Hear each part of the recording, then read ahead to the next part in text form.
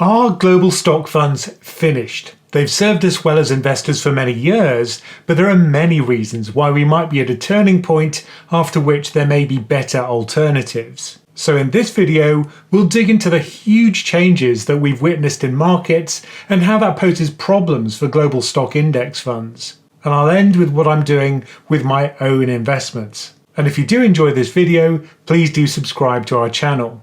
Now, there are lots of reasons to love global index funds. Now, for me, the primary reason why I like them is because they're very simple. I don't have to think about where to allocate my money. I just put it into one fund and I'm done. The second reason why I like them is that they're cheap. You can buy funds which are global, which are about 0.12% in fees per year. The third reason is that they've had historically very good returns. And it's not just about return, they're also well diversified. Literally, you're buying a slice of the global equity market. And the final reason is a bit more complicated, which is that by buying things in sterling, historically what's happened is that sterling's devalued when equity markets sell off. And that means that the loss in sterling terms has been lower. When people buy equities again, sterling strengthens, and that also reduces our upside, but the overall effect is to reduce the volatility of our investments. So the way I think of this is harvesting risk premium. In other words, I take my capital, I put it at risk with a single global equity fund, and I reap the reward. So here I am pictured as a jolly farmer and happily harvesting that risk premium in a very simple way. There's just one crop, my global index fund, and I've been very happy with that. But recently things have been changing, and it may be the case that global index funds are not such a good thing after all.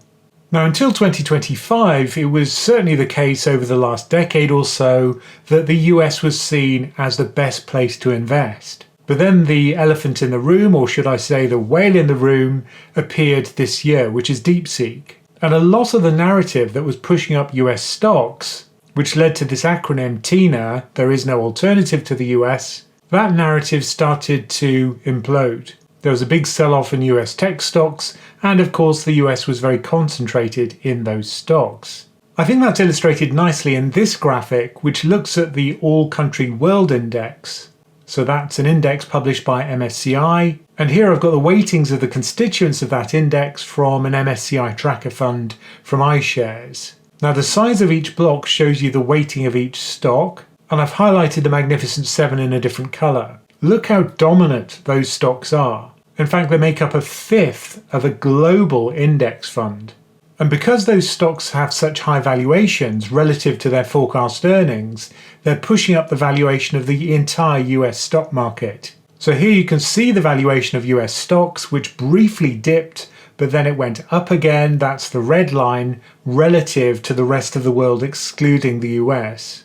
So while for US stocks, people are willing to pay 22 times forward earnings, for non-US stocks, they're only willing to pay 14 times. That's a massive gap in valuation. So many people are asking, is that valuation still justified? If it is the case that other countries around the world can reproduce the tech behind US AI, then perhaps they can undercut its market. So it may be the case that the US narrative, the TINA narrative, no longer applies. Now, it's always good to use different valuation measures, but pretty much any way you slice it, the US is looking expensive. For our premium website members, you've got this valuation tool that looks at that forward price to earnings multiple, and you can see that currently the US is above its 5-year average multiple. But you can also look at other measures. For example, we could choose the Shiller-Cape ratio. You can see that the US has been cheaper 97% of the time. Excess Cape yield is another alternative that adjusts for interest rates, and here you can see that the US is still looking quite expensive. It's been cheaper 77% of the time. And if we compare the Shiller-Cape ratio by country, again you can see that the US is near the top of the table. Only Taiwan is more expensive. Now, to give our viewers a chance to try out our membership, if you sign up for a premium monthly membership before the end of June, you can save 75% on your first monthly payment. Now, you can cancel that at any time, but you still keep access to our beginner's bundle of courses.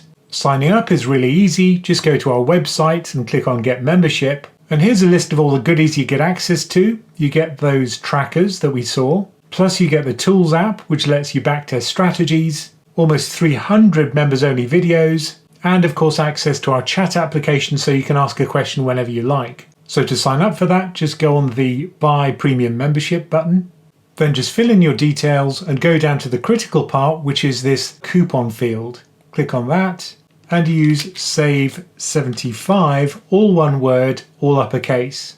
And if we apply that, you'll see the discount has been applied. And if you want to learn more about that, there'll be a link to it in the description of this video below. Now, it's always good to take a longer historical perspective, and it's certainly the case that in recent years, the US has massively outperformed other markets around the world. In fact, in the last 16 years, it's outperformed in 12 of those 16 years. Notice that in 2025, that's not the case. And if we go back to the 1990s, you can see that the US, again, outperformed in 8 out of 10 years. However, that's not always what happens. If we go back to the 2000s, you can see that the US underperformed in 8 out of 11 years, and an atrocious period for the US was the 70s and 80s. So that was an 18-year period where the US underperformed in 13 out of those 18 years. So I think this whole TINA narrative and US exceptionalism is pretty much a recency bias.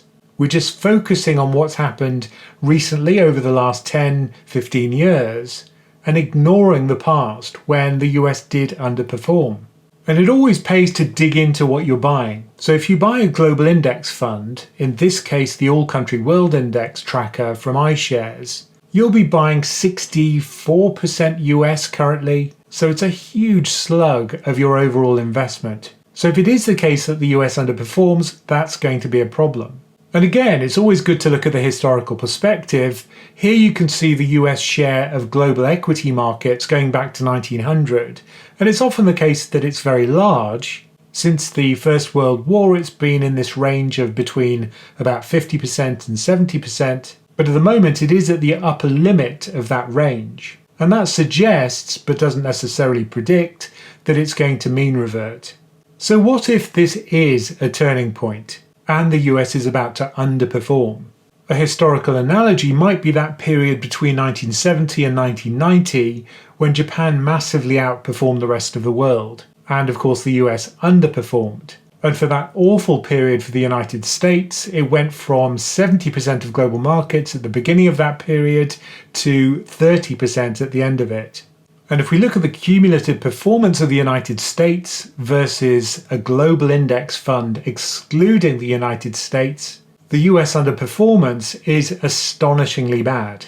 Now, the reason for the world ex-USA performing so well, increasing 900% over that period versus the US's 225%, is largely down to Japan.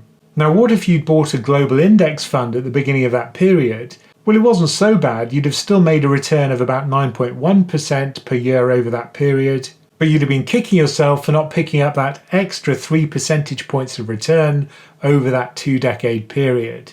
So there have been periods in the past when it has been worthwhile tilting away from the United States to another region, another country, and benefiting from the outperformance of that region or country relative to the US. So it's certainly possible that we're entering another one of those regimes of US underperformance.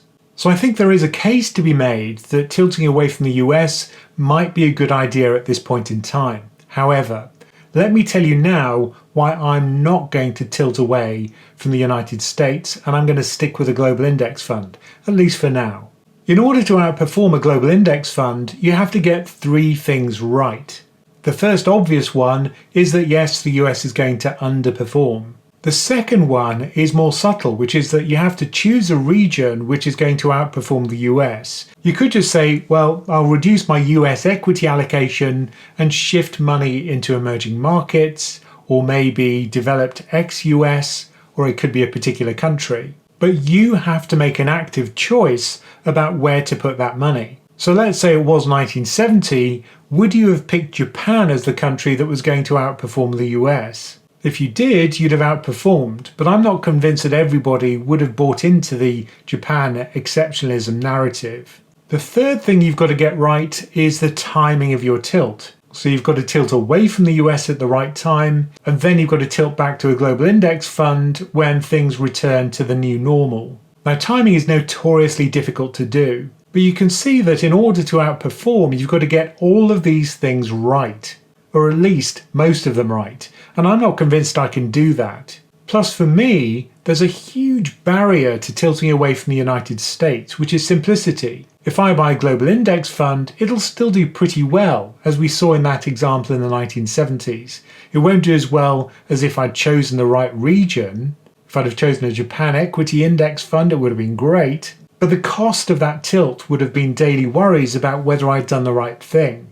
Plus, I'd have had to worry about rebalancing and when to tilt back. With a global index fund, you don't really have to worry about any of those things. As long as equity funds go up in total for every region, then if one region outperforms a bit, well, you'll miss out on that. But overall, you're still harvesting that risk premium.